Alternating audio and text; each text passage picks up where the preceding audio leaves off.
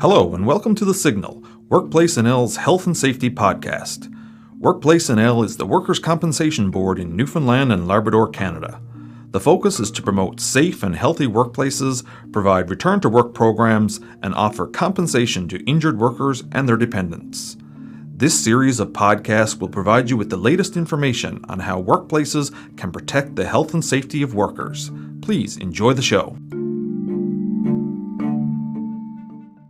Conversations about diversity and inclusion in the workplace have become more mainstream, given the shift in Canada's demographics. With the number of immigrants steadily increasing every year, these conversations of inclusion have become even more critical to have in organizations to make sure that they are changing to include all workers. The characteristics of an inclusive environment is one where everyone feels included, supported, and embraced for who they are as an individual and for their unique qualities that they bring to the team. So how do you unlock the power that diversity brings? It really starts with a commitment to build that culture where everyone feels like they belong. I'm DeeAnne Feltham-Scott, OHS Educational Consultant in Prevention Services at Workplace NL. Today I welcome Cary Majid, Executive Director of the Newfoundland and Labrador Human Rights Commission. Welcome, Cary. Thank you, DeeAnne.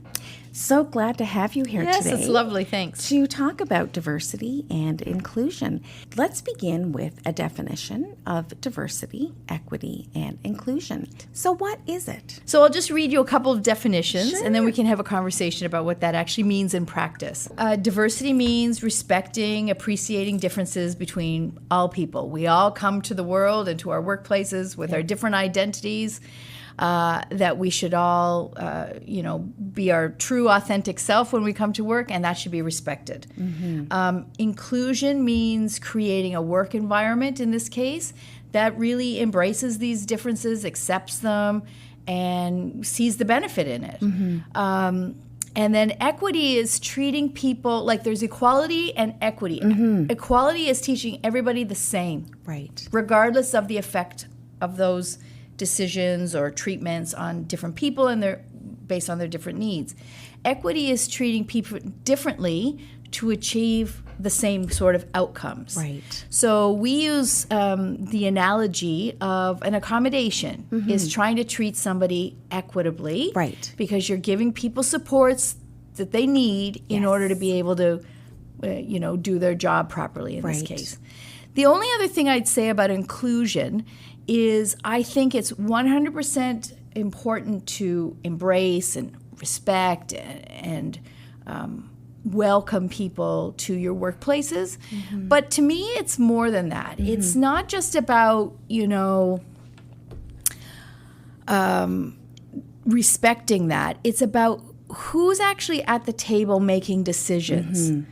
Are there diverse people? And I mean all sorts of diverse people. Exactly. LGBTQ, people with disabilities, people that are racialized like me, women, all sorts of people have all different backgrounds. And these are the people not just at the table, but actually making the decisions. Exactly. That's where the true inclusivity comes from. Right. Making those, developing and implementing policies. Exactly. That embrace everybody, right. No matter who you are, where you're from, what you bring to the table. Because ultimately, like you've said, you want safe, healthy, productive workplaces. Absolutely. And how do you do that? Well, you create an environment that people feel safe, healthy, and that leads them to be more productive. Exactly. Right? Exactly. A number of years ago when this sort of conversation started happening more seriously in Newfoundland and Labrador, the focus was really on building the business case for it. And I suppose that argument still exists today because we're business places. We want to, we're all hired to do particular jobs, so you want to make sure that you're able to do your job. But I think it's more than that. It's just not about, getting as much as you can out of workers. It's about people spend a lot of time at work. For the most part, people want to do a good job. They feel a lot of value from the work that they do, the people that they work with, the projects that they advance. So let's create environments where people actually want to be there. Exactly. And give it their all. Yeah. So, yeah. We do spend 40 hours a week at work. Some of us. More. And in some cases, we see our colleagues more than what we see our family members. You want people to feel that they belong and are valued and that they are a critical and important part of a team. Yeah. And that you use everybody's strengths. And that's what it really comes down to. Finding the strengths to build your team.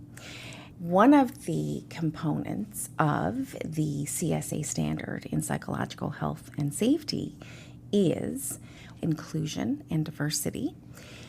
You are creating a workplace where workers are safe, engaged, and productive.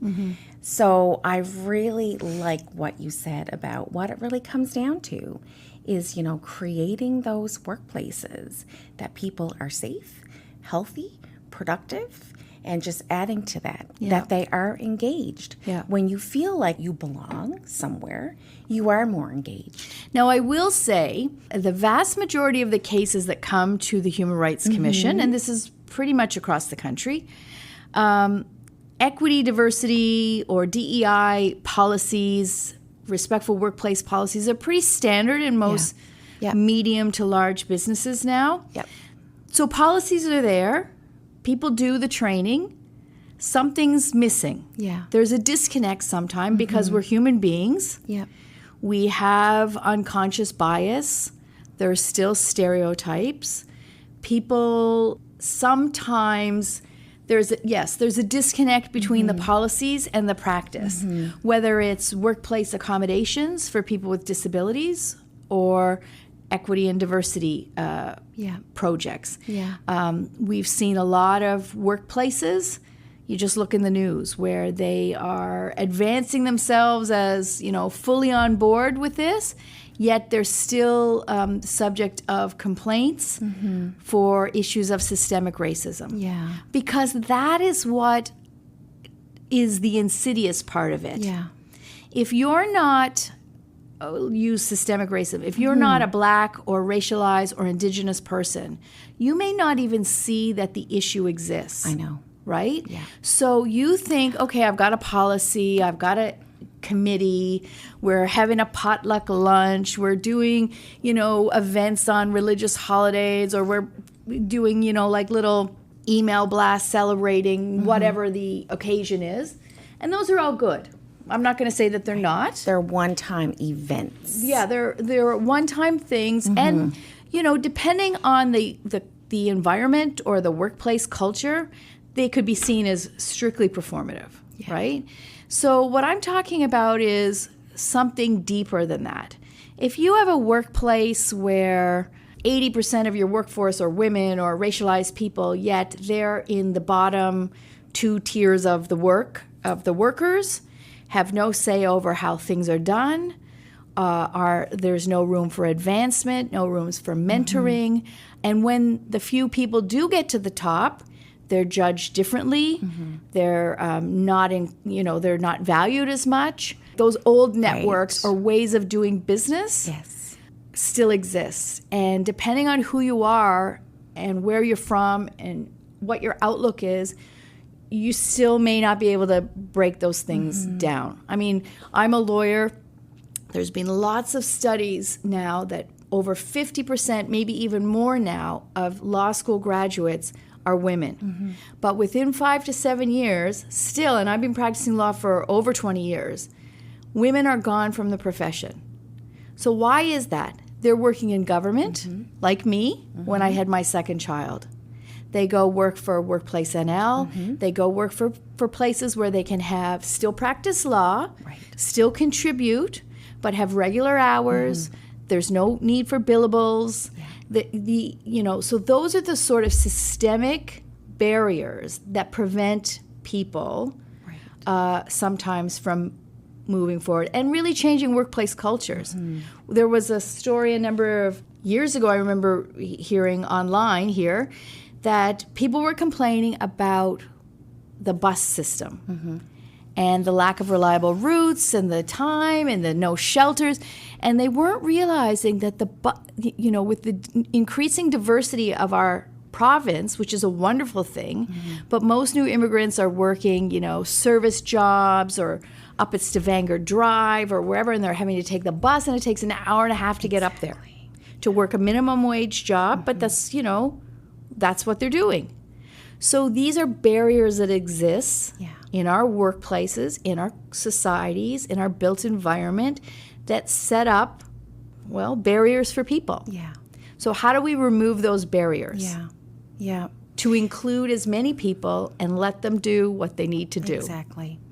And there's so many different factors that impact a person's life. And, for somebody who doesn't depend on the bus system, but, uses a car to get back and forth to work, you don't really sit down and think about how the public transit really does add an hour or two onto somebody's workday. Yeah. We're making it difficult for people to have this work-life balance or be, their best selves when they come to work. Absolutely. And that's not something that, a workplace can do. No. But collectively, we can maybe think about how we create our communities. Yeah. So from the workplace perspective, I'm an employer who really wants to work on changing my culture to not only build a diverse work environment, but I also want to start looking at my policies and how I'm going to change the culture to be more than what you said, potlucks, mass emails, one-time events kind of thing. So where can I start? Building those policies that are based on inclusion and equity. Right. Yeah, I get that question all the time, right? Yeah. The first things you need to do is whoever's in charge, whoever is in leadership positions, they need to 100% believe this, that it's the right thing to do, legally, morally, ethically, better for their workplace, better for people. If they don't believe it, if they don't invest the people and the resources into it, you hear a lot of big companies are setting up these DEI positions, and they're underfunded, understaffed, not really given a real mandate. So then you take, for example, racialized people with disabilities, tout them as being, oh, look how progressive we are, put them up there, but put them into positions that is kind of doomed to failure. Because even though they're great, they got great ideas, they've got connections, they have a lot of energy and enthusiasm. If you have no money and you have no staff and it's not seen as valued as part of the executive team, it's just like the little DEI group off to the side, it's not going to go anywhere. You're just checking a box. So it really needs to come from the top. Leadership has to invest, and it has to be like multifaceted. You can have those emails. You can start small. You can have a plan to build. There's a lot of different things. Newfoundland and Labrador, this is a lovely place, but a lot of people know a lot of people, right? So, and there's nothing wrong with that. No. But that also, if you're not new to this province, you're not going to be aware of how sometimes people might not feel like they're part of the team. Right. So it's a lot of things. It's policies. But it's thinking about policies in a different sort of way. Again, everybody's got policies. Are you able to implement them? Are they understandable? We've all read the policy bureaucratic speak. That's right. Does it make sense? Are there places for people to go if they have issues? And if they do go, Are they heard? Is it taken seriously? And this is any sort of issue. Yeah. Well, it kind of, you're kind of reminding me a little bit about some of the research that we've been doing into stigma. Now, the stigma that we've been really looking at is mental health. And there's the public stigma, Yeah. the self-stigma, Yeah. and one area that, we're really looking at, I guess, at implementing some more education and awareness is the structural stigma. So it is the policies, the procedures, the processes that are in place that actually stigmatize groups, certain groups of people, right? And it's something that, that you don't really think about until you sit back and you look at your policies and you look at how they're written and how they're not working for many groups of people. So, and I would say that it would be the same way, for people who are not, I guess, from Newfoundland and Labrador. For sure. Yeah. Well, just think about, speaking about people with mental health issues and the stereotypes and stigma. I mean, I'm sure you've heard people talk about, they're the frequent flyers, or they're so difficult, or there's this or that or whatever. We have people who come to our office with challenges as well, and it's challenging sometimes because we're not mental health practitioners or social workers. We're a bunch of lawyers here. But we've done a lot of training.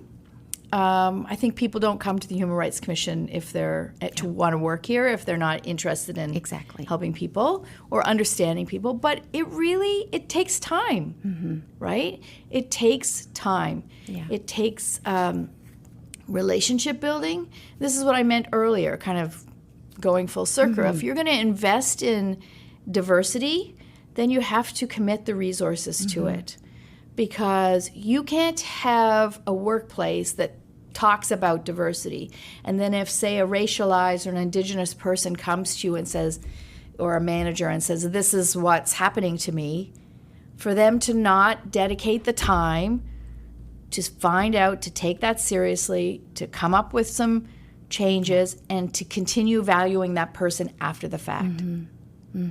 Right? Yeah. And if you've got a manager that's, say, doing 25 million different things, are they going to be able to do that?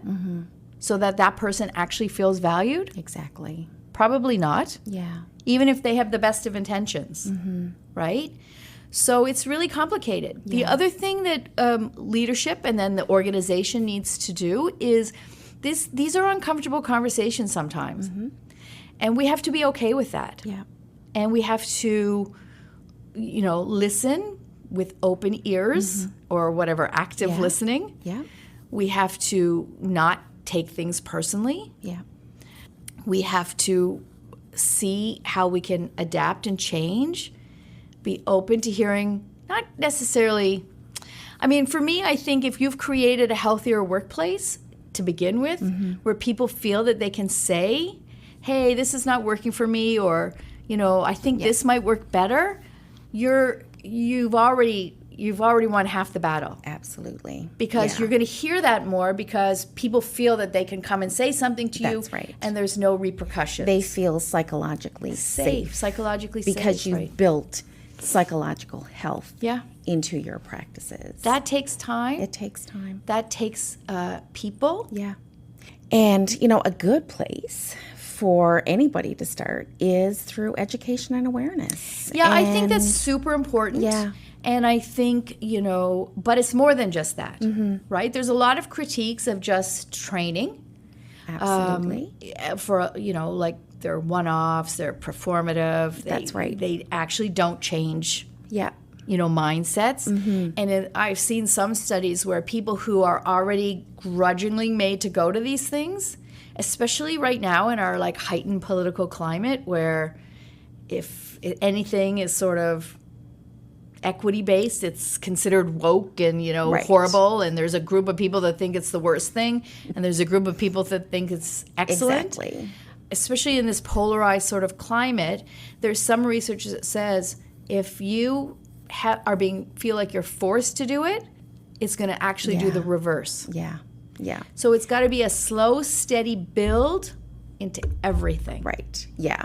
And it's interesting that, that you say that, because in the occupational health and safety world, education and training is a huge part of keeping safe in the workplace. But it should not be viewed as the only way of changing something. It's a huge part of making a change, but it's a piece of the puzzle. It's a piece of the puzzle and a plan. Of the puzzle. But I also think what's polarizing about safety? Mm-hmm. Everybody wants to be in a safe place, even employers. They don't want to have accidents. Yeah. Right? So it's not as politically charged. This whole diversity issue has become overtaken by polarization. Mm-hmm. And instead of seeing what it is and saying, hey, this actually benefits me just as much as it benefits other people. Yeah. I'm not losing anything by having increased diversity in my workplace. My workplace is actually going to be better. Absolutely. But we don't think of it, well, I do, but a lot of people don't think about it that way. Mm-hmm. I mean, I remember having a conversation with somebody years ago, and they were like, oh my God, we got to accommodate half the people that in my office. Everybody's got something, everything's got something. And it really felt like it was a drain on them, as opposed to, hey, wait a second, by figuring out little accommodations for people. Yeah. Do you have a good employee? Are they doing a good job? Yeah. Do you like all these sorts of things? And then I questioned and I said, because this person, I think, left work every day at a certain time to go for a run or something. Right. And I said, well, that's technically an accommodation. Yeah. You're restructuring your workday to accommodate a need that you have for mental wellness, health, etc. Yeah. But he didn't see it that way. Yeah. He just thought, well, I'm a runner and I'm going to do this. Mm-hmm. Right? That's how he keeps himself physically and mentally well. Right? But he didn't have to go seek a formal accommodation. No. But it is, if you think of it that way, we all need different supports. We all need different things. When my kids were younger, I needed a bit more flexibility to come and go and work from home or to do different things. And I was able to do that in my job. That's an accommodation, right? Yeah. I worked my hours, I completed all my tasks, but I was able to be flexible in my time. Yeah. So that was an accommodation, but not really an accommodation. Exactly. Yeah. So people we all need different things. So so I guess in some respects we are doing accommodations and not realizing that they're accommodations. Well, this was a wonderful discussion this morning. I really thank you for joining me and having this really important discussion and helping workplaces move ahead in really incorporating diversity, equity, and inclusion into their workplace through their policy development. So, thank you very much. And I'll just add, thank you for having me, but I'll just, to close, just say, you're not alone, right? Mm-hmm. If you're really committed to this as a workplace, as an employer, there's people that can help. You can find resources. There's, trained people that know what to do and how to do this properly. There's probably people within your organization. Yeah. If you bring them in, you listen to people, you're not the one that always has to be making the decisions. Yeah. Then you might get someplace. Exactly. And sometimes people say, oh, this is just too big. I can't do it. So they don't even try. Mm-hmm. Yeah. So there's resources out there if the commitment is there. Absolutely. Absolutely. Well, thank you. No problem. Anytime.